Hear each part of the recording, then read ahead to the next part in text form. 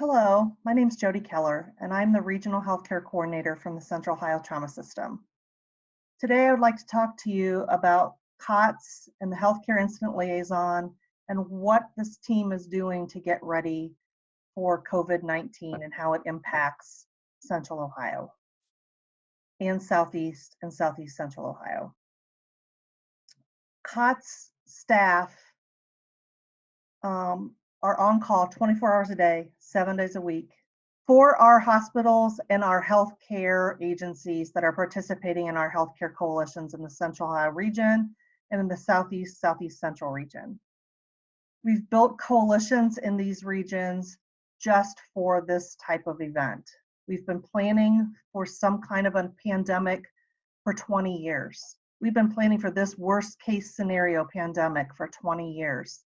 And now it's time for us all to step up and really put our plans into place and be ready for what's coming through for medical surge to our hospitals. We plan for this all year long. We do monthly communication drills with our hospitals and our coalition partners so that they're on board and they're updated and ready and knowledgeable on how to use our systems. They input their daily bed status. They input how many people they can take into their facilities. They tell us what resources they have available. And we practice this every month so that they're ready for this pandemic. We have been doing daily bed updates with our hospitals for a week now, and they're doing it twice a day.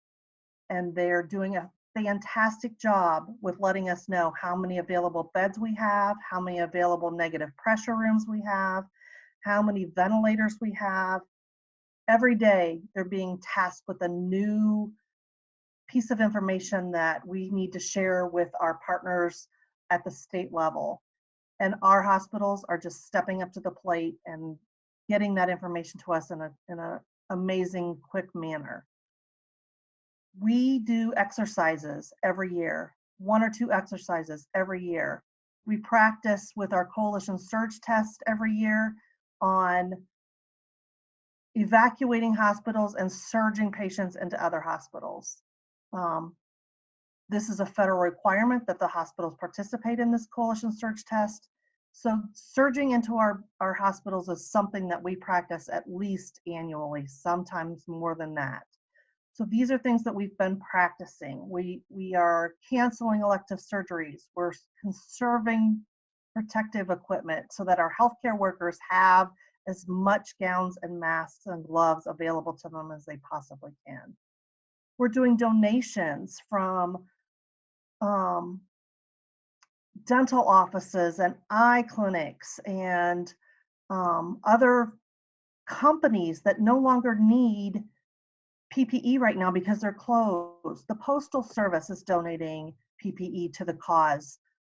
It feels like Gone with the Wind. We're donating to the cause, and everybody is stepping up and just donating their services and personal protective equipment so that we can protect our healthcare workers. We have to keep our frontline healthcare workers up and running and safe to be able to manage the surge. We're doing situational awareness reports twice a day to all of our coalition partners. We're letting everyone know the available beds, and we're monitoring command centers that are open and hospitals that have implemented visitor restrictions. Guidance is coming out every hour to all these agencies, whether it's EMS, long-term care, dialysis centers, home health, hospitals.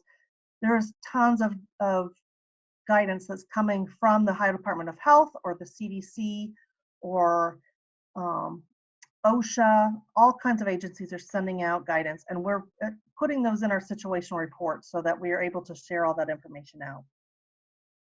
Resource requests, we had a small cache of personal protective equipment that's been sent out to the hospitals. We're getting dozens and dozens of requests daily for gowns, gloves, masks from agencies that don't have any or have very limited supply. We've created a prioritization list of those agencies based on what they've already got in place for mitigation and the need to keep those agencies open. And that has been sent to our EMA because they're doing those donation collection points. So we're hoping that that will help the volunteers that are then going to allocate those resources out to these agencies like home health that need to have the PPE. Our main task though right now for COTS and for the Hill is to coordinate this as much as we can in the region. So we're trying to coordinate not only the surge, but before we even get to the surge, just the messaging and the information sharing and the situational awareness so that everybody has as much information as they possibly can. And this is something that wasn't even possible 8 years ago. We've only had this coalition built in the last 8 years. And before that, we couldn't share information like this past the hospitals.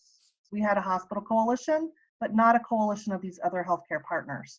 So to be able to have that in place now is so important so that those coalition partners are able to get that information, which they just couldn't get before. So when the surge comes, we'll help with the coordination of moving patients. We're looking at establishing field hospitals, alternate care sites outside of the hospital walls.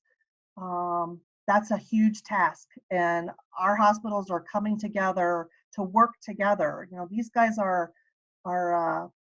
competitors every day, but they're working together on these projects, and they've put all that competition aside, and they're going to step up, and they're going to put in resources together and put staffing in together to manage these alternate care sites if we need them. I'm just so proud of the effort that the COTS team has put out. We're working very, very long hours every day, and the hospital folks are just doing an enormous amount of work, and they're just stepping up, and I'm just so proud of the way the region is working together and preparing for what we're being told is not going to be a very good day in Ohio. And then it's going to last for a while, but we're going to get through it, and we're going to do the best we can. And we have great leadership in the state of Ohio that's pushing us forward and making us move the needle every day. And I can't say that we're prepared for whatever's going to come, because we really don't know what we're going to face. But we are trying to anticipate the needs a week, 2 weeks down the road, trying to make the answer be yes. How can we get to yes? And we may not always be able to get to yes, but that's our goal.